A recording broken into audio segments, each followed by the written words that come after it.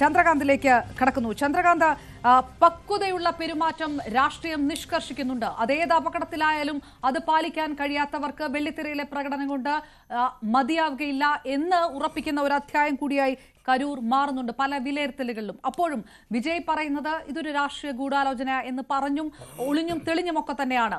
തമിഴകത്തിന്റെ ചരിത്രം, DMK അടക്കമുള്ള രാഷ്ട്രീയ പാർട്ടികളുടെ ചരിത്രം, MK സ്റ്റാലിനെ പോലും ഒരുപക്ഷെ പ്രതിക്കൂട്ടിൽ നിർത്താൻ കഴിയുന്ന പല പഴയ ആരോപണങ്ങളടക്കം എടുത്തു പറഞ്ഞുകൊണ്ട് വിജയ് പറഞ്ഞതിനെ പരിപൂർണമായും തള്ളാനോ കൊള്ളാനോ കഴിയാത്തൊരു സ്ഥിതിയുണ്ടോ? ഏത് തരത്തിലാണ് നമ്മളത് വിലയിരുത്തേണ്ടത്? അപർണ, ആൾക്കൂട്ടത്തിൻ്റെ രാഷ്ട്രീയം തന്നെയാണ് ഈ ജനാധിപത്യത്തിൻ്റെ ഒരു ശക്തി എന്ന് നമ്മളെല്ലാം വിശ്വസിപ്പിക്കുന്നത്. അതായത് ഒഴിഞ്ഞ കസേരകളോ ഒഴിഞ്ഞ കോണുകളോ കണ്ടാൽ അത് ആ നടത്തുന്ന സംഘാടകരുടെ പരാജയമാണെന്ന് വിലയിരുത്തുന്ന തരത്തിലുള്ള ഒരു മാധ്യമ സംസ്കാരം കൂടിയാണ് നമുക്കുള്ളത്. അതാണ് വലിയ അളവിൽ രാഷ്ട്രീയ പാർട്ടിയുടെ ഭാവിയെ തന്നെ നിശ്ചയിക്കുന്നത്. ഇതിപ്പോൾ വിജയ് നടത്തുന്ന റോഡ് ഷോകളുടെ പരമ്പരയിലെ ആദ്യത്തേതായിരുന്നു. ഇത് നമുക്കറിയാം, വിജയ് എന്ന് പറയുന്നത് ഒരു പരിപൂർണ്ണ രാഷ്ട്രീയ നേതാവല്ല, അദ്ദേഹം ഒരു താരമാണ്. ഇപ്പോഴും തമിഴകത്ത് ഏറ്റവും അധികം താരമൂല്യം എന്ന് പറയാൻ പറ്റുന്ന നേതാവ് തന്നെ, ഒരു താരം തന്നെയാണ്. ആ താരത്തിനെ കാണാൻ ആളുകൾ കൂടുന്നത് സ്വാഭാവികമാണ്. മാത്രമല്ല, വിജയ് കഴിഞ്ഞാൽ ആ പാർട്ടിയിൽ ഒരു നേതാവ് ഇല്ല എന്ന് തന്നെ പറയാം. അതായത് ആ അടുത്ത രണ്ടാം നിരയിലോ മൂന്നാം നിരയിലോ വരുന്നതിൽ പിന്നെ താഴെയുള്ള ഫാൻസ് അസോസിയേഷൻ ആൾക്കാരാണുള്ളത്. അതുകൊണ്ട് തന്നെ അതിൻ്റെ ഒരു സ്ട്രക്ചർ ശരിക്കും പറഞ്ഞാൽ പൂർണ്ണമായിട്ടില്ല. നമുക്ക് ഗൂഢാലോചനകളിലേക്ക് പോകുന്നതിന് മുമ്പായിട്ട് നമുക്കൊരു കാര്യം ആലോചിക്കാം. ഏത് രാഷ്ട്രീയ പാർട്ടിക്കും തങ്ങളുടെ രാഷ്ട്രീയ ശക്തി തെളിയിക്കാനുള്ള പ്രകടനം നടത്താനുള്ള അവകാശമുണ്ട്, അധികാരമുണ്ട്. അതിന് പോലീസിനെയാണ് ശരിക്കും പറഞ്ഞാൽ പോലീസാണ് അതിന് അനുമതി കൊടുക്കുന്നത്.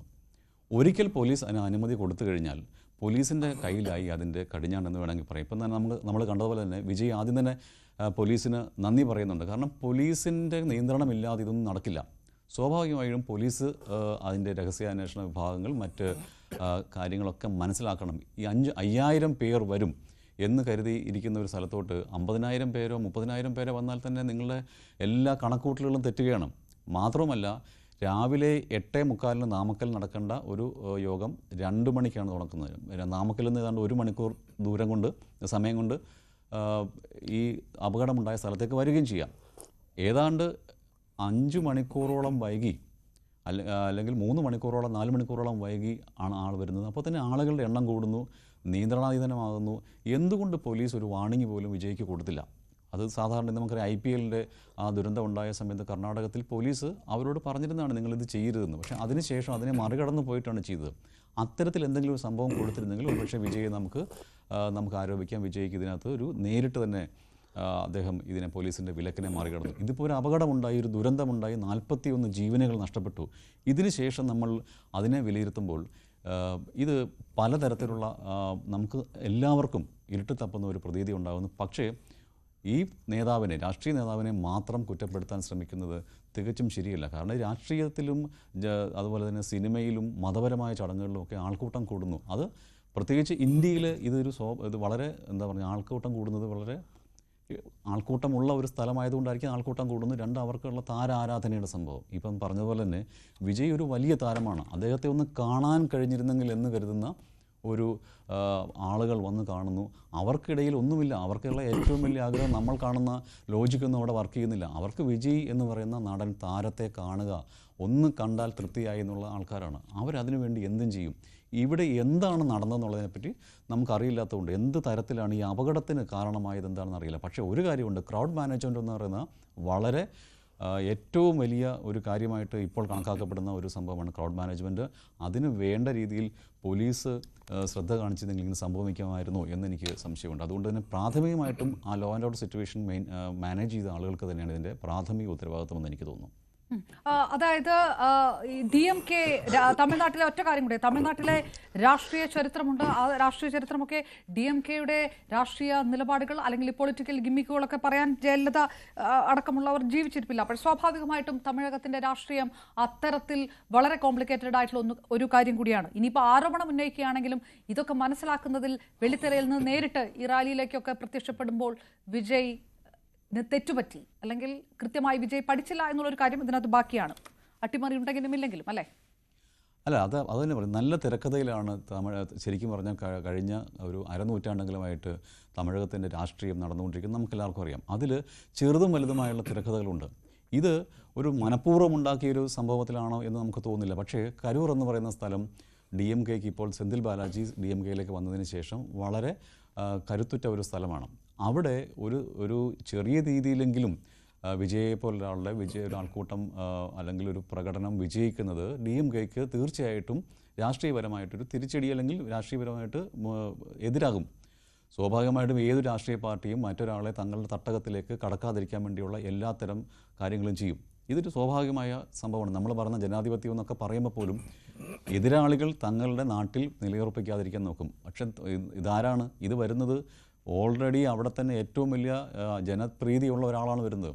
അതിന് ഇനി ഈ 15 മുതൽ 25 വയസ്സ് വരെയുള്ള ആളുകളാണ് ഈ വിജയുടെ ഫാൻസിൽ അധികം പേരും.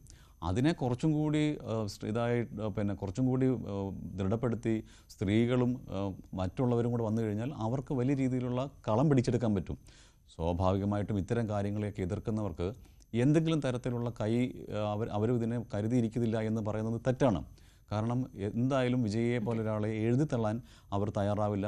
അതുകൊണ്ട് തന്നെ ഇത്തരത്തിലുള്ള ഗൂഢാലോചനകൾ ഇതിൻ്റെ പുറകിൽ പറയുന്ന സിദ്ധാന്തം അനുസരിച്ചുള്ളത് തീർച്ചയായിട്ടും അന്വേഷിക്കേണ്ടത് തന്നെയാണ്. അതിലൊരു നടന് അല്ലെങ്കിൽ ഒരു താരത്തിന് തെറ്റുപറ്റിയോ എന്ന് നമുക്കിപ്പോൾ പറയാൻ പറ്റില്ല. കാരണം വിജയ് ഉദ്ദേശിക്കുന്ന എന്താണ്?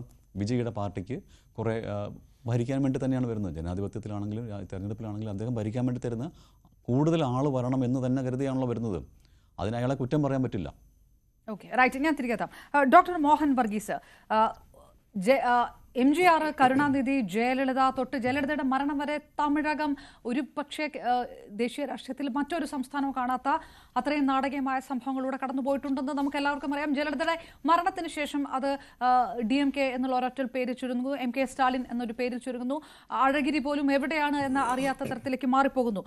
ഇത് തമിഴകത്തിൻ്റെ രാഷ്ട്രീയ ചരിത്രമാണ്. കേരളത്തിൽ നിന്ന് നോക്കുമ്പോൾ ഇതൊക്കെ നടക്കുമോ എന്ന് നമുക്ക് ചോദിക്കാമെങ്കിൽ ഇത് നടക്കും അവിടെ എന്ന് നമുക്ക് കൃത്യമായിട്ട് അറിയുന്ന കാര്യമാണ്. അത് ചരിത്രം പറയുന്ന കാര്യമാണ്. കരൂര് DMKയുടെ ഒരു സ്ട്രോങ് ഹോൾഡാണ്. സ്വാഭാവികമായിട്ടും സത്യം പുറത്തു വരും എന്നൊക്കെ വിജയ് പറയുമ്പോൾ അതൊരു വെറും മാസ് ഡയലോഗ് മാത്രമായിട്ട് കണക്കാക്കണം. സത്യം പുറത്തു വരും എന്ന് വിജയ് ആത്മവിശ്വാസം പ്രകടിപ്പിക്കുന്നു. അദ്ദേഹം പറയേണ്ട പൊളിറ്റിക്കലി കറക്റ്റ് വാക്കുകൾ തന്നെയാണത്. താനല്ല ഇതിന് ഉത്തരവാദി. ആ സാഹചര്യം സൃഷ്ടിച്ചതിൽ തമിഴ്നാട് ഗവൺമെൻറ്റിനും പ്രത്യേകിച്ച് ഭരണകക്ഷിയായ DMKയ്ക്കും മുഖ്യമന്ത്രി സ്റ്റാലിനുമൊക്കെയാണ് പങ്ക് എന്ന് പറയാതെ പറഞ്ഞു വയ്ക്കുകയാണ്. 2-3 ദിവസത്തെ മൗനത്തിന് ശേഷം അദ്ദേഹം വാക്ചിത്രങ്ങളിലൂടെ പ്രേക്ഷകരുടെ മുമ്പിലേക്ക് എത്തുകയാണ്. ഇപ്പോഴും ഒരു നേതാവ് എന്ന രീതിയിലുള്ള ഒരു ഭാവാദികളല്ല വിജയൻ്റെ ഭാഗത്തുനിന്നുണ്ടാകുന്നത്. ഇപ്പോഴും ആ ഒരു റിയൽ ലൈഫിൽ നിന്നും റിയൽ ലൈഫിലേക്ക് എത്രത്തോളം അദ്ദേഹം പറിച്ച് നടപ്പെട്ടു എന്ന ഒരു ചോദ്യം പല കോണുകളിൽ നിന്നും ഉയരുന്നുണ്ട്. പക്ഷേ ഇവിടെ അദ്ദേഹത്തിൻ്റെ ഉപദേശകർ വലിയ ഒരു സാധ്യതയാണ് വിജയിൽ കണ്ടത്. അതായത് തമിഴക രാഷ്ട്രീയത്തിൽ വലിയ ഒരു വാക്യൂം, ഒരു ശൂന്യത കണ്ടു. ഇപ്പോൾ നേരത്തെ അപർണ സൂചിപ്പിച്ചതുപോലെ DMKയുടെ തേർവാഴ്ച, 2 ദ്രാവിഡ കക്ഷികൾ DMKയും AIADMKയും 2 മുന്നണികളായി പടപൊരുതിയിരുന്ന കാലത്ത് നിന്ന് ഒരു ഭാഗം ജയലളിതയ്ക്ക് ശേഷം, ജയലളിതയുടെ തിരോധാനത്തിന് ശേഷം വല്ലാതെ ക്ഷീണിക്കുകയാണ്. AIADMK പ്രതാപകാലത്തിൻ്റെ കേവലം ഒരു നിഴൽ മാത്രമായി മാറിയിരിക്കുന്നു.